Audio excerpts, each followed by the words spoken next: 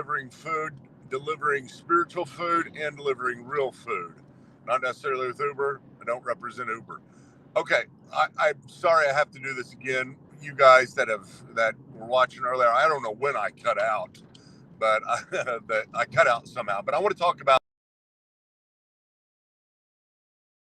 people leaving the faith. And this is because we have there's this book that I'm listening to as I'm delivering food called "You Lost Me." I forget the name of the author, but it's a great book. I mean, it just gives a perspective about why there's so many people leaving the church, so many young kids leaving the church. Specifically, 63% of kids that grow up in Christian homes leave the church, and many of them don't ever come back. Why is that happening? I think there's a difference between leaving the church and humanity, but let's just assume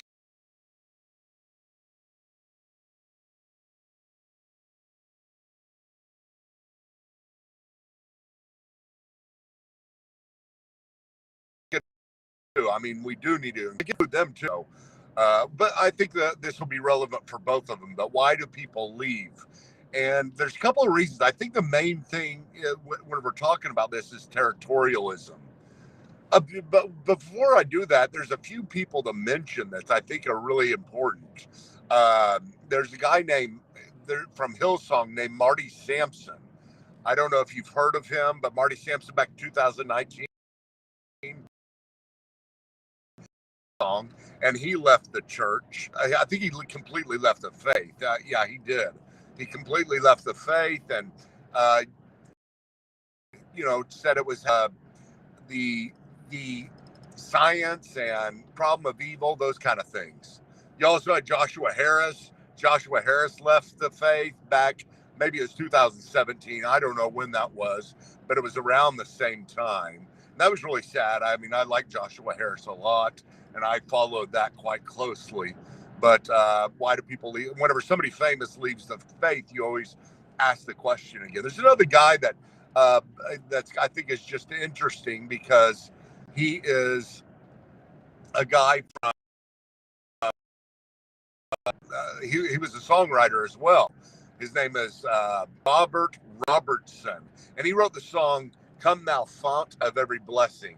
"Come Thou Fount" is one of my favorite songs. Maybe one of your favorite songs too. I mean, it's a great song. It's the song that says, "Prone to wonder, Lord, I feel it. Prone to leave the God I love." And I think in some sense it's very ironic because he became a Unitarian. At least that's the rumor, that he became a Unitarian. So in that sense, it very much did leave the God he loved. And it's very sad. Every time I hear that song now, after I heard that he became a Unitarian, it's hard on me. Still love the song. But people leave the faith. And you always ask the question, why do people leave the faith? I read books. I've read so many books about people leaving the faith, not because I'm trying to be smart about it, but because I used to be really scared about it. I used to be scared about leaving the faith. I wouldn't have admitted that at the time.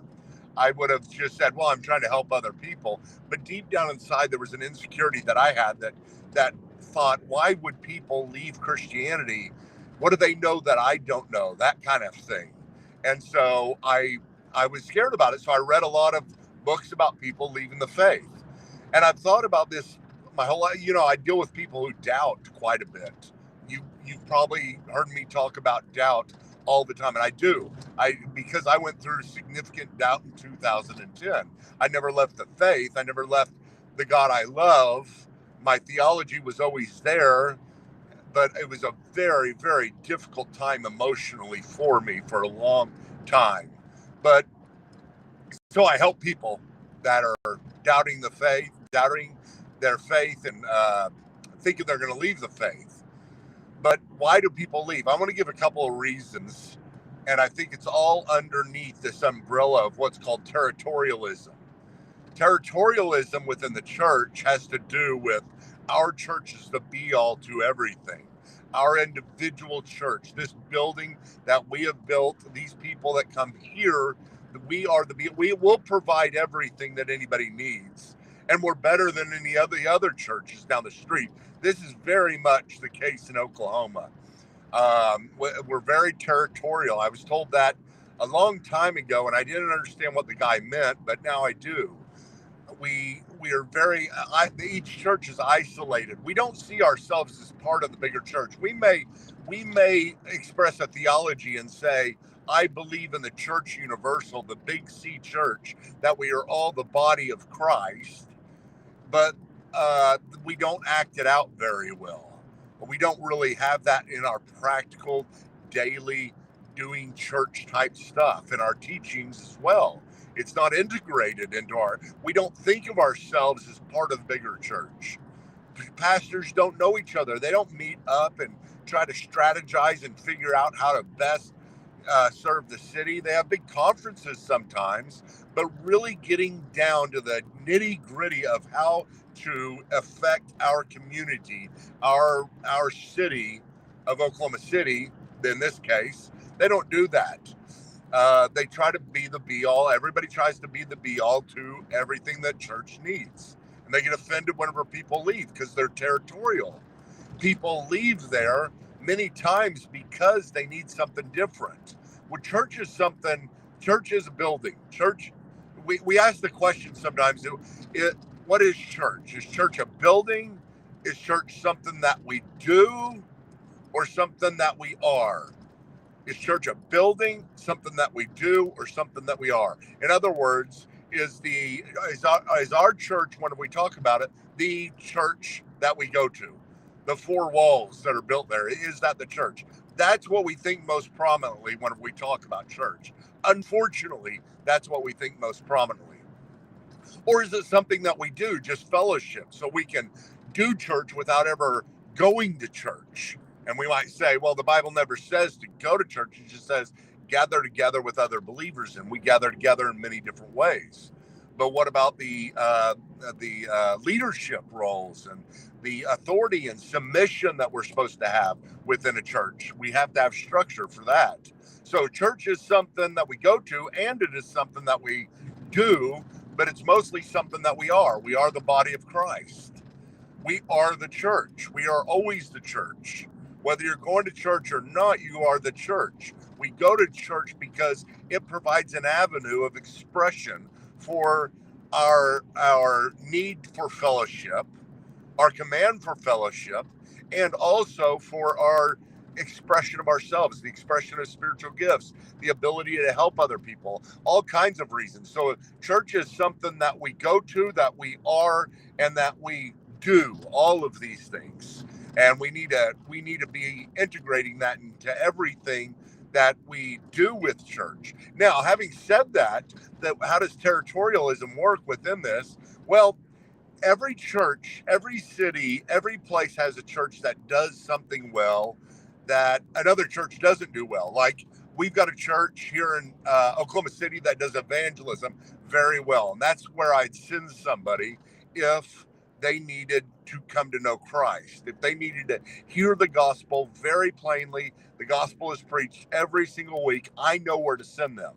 If somebody that I'm talking to, they need more theology, I know where to send them. There's a church that does theology. Not that many churches that do theology very well anymore, but there is a church that does theology. There's a church that does the Bible really well, just the Bible. There's a church that does worship really well. There's a church that does tradition very well. And I find as I get older, the different points in your life, you kind of need different things. Yes, we commit to an individual church whenever we're young, and we commit to it because that's what we needed at the time. But sometimes we need something different later on.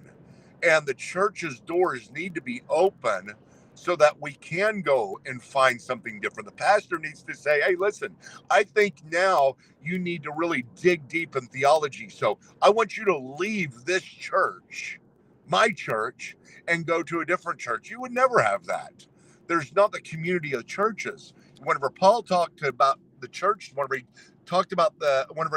wrote to the church at Corinth or the church at Thessalonica, it was the church at Corinth, not the First Baptist Church at Corinth.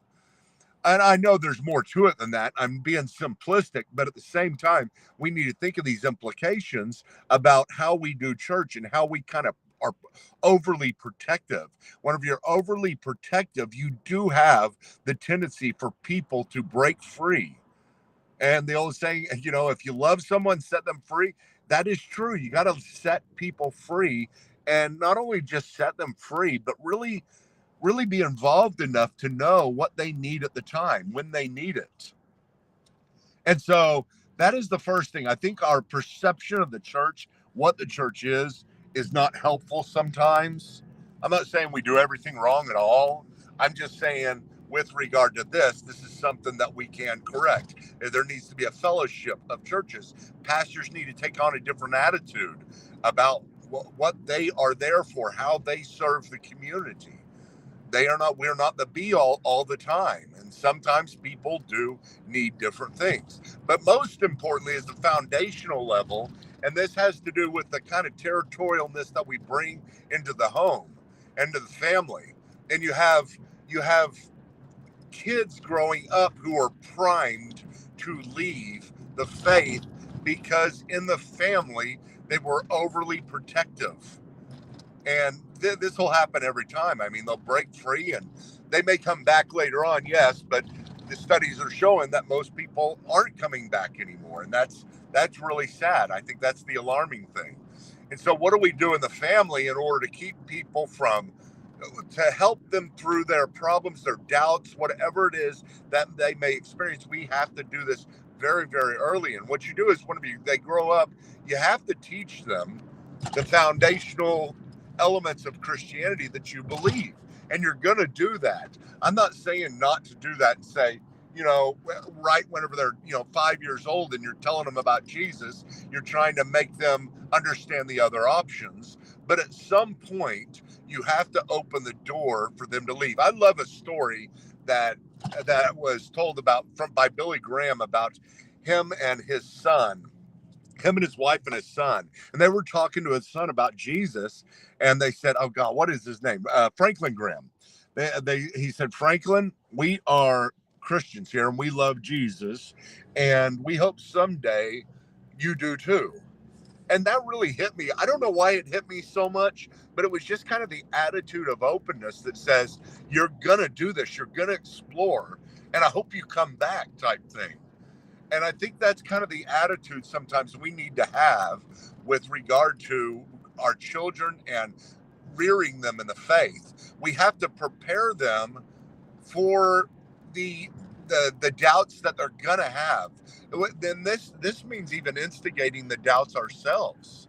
This means, once they start getting older and get to a point, 13 for all my children, and you can tell once they start really thinking on their own and asking questions, that you really instigate and help them through those questions, and you help them understand where you are at, what the problems are that we have with our faith, what are the things that we need to change, what are the doubts that you have within certain doctrines, those kind of things, and you ask them questions.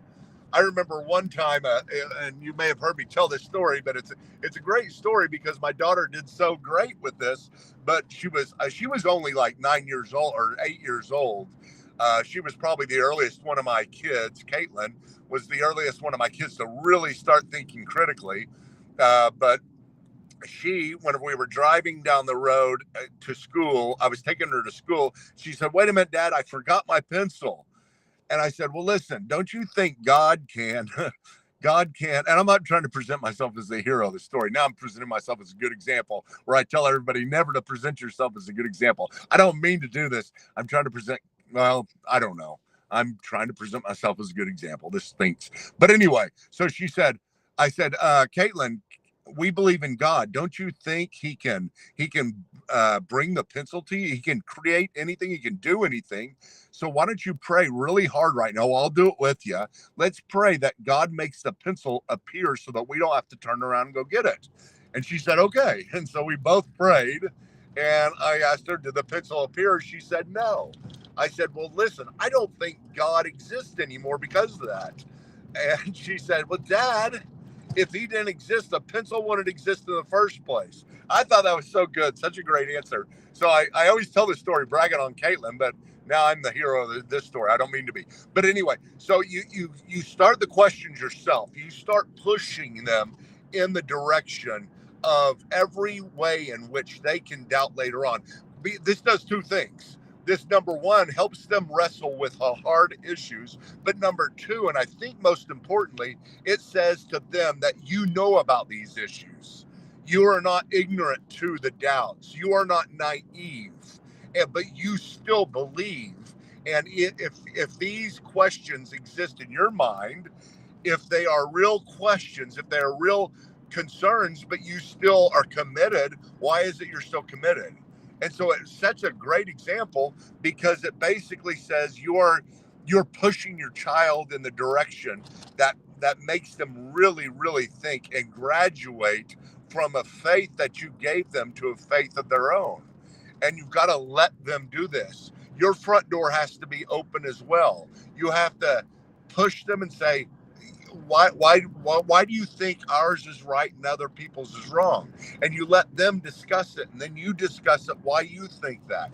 It's you are instigating all the questions initially, and you are giving them, just like Billy Graham gave Franklin Graham the opportunity to leave. And I know that's scary. It really is. It's a scary thing to talk, because we want to be protective. We want to be isolationists. We want to be territorial as well. And it's a big problem. If we loosen our grip on these types of things, they will become stronger. They won't. Just the opposite will happen of what we think will happen. But anyway, so I think these are a couple of primary things that we have to deal with: territorialism in the church and territorialism in the family. And I would think that would really help in the problem of people leaving the faith.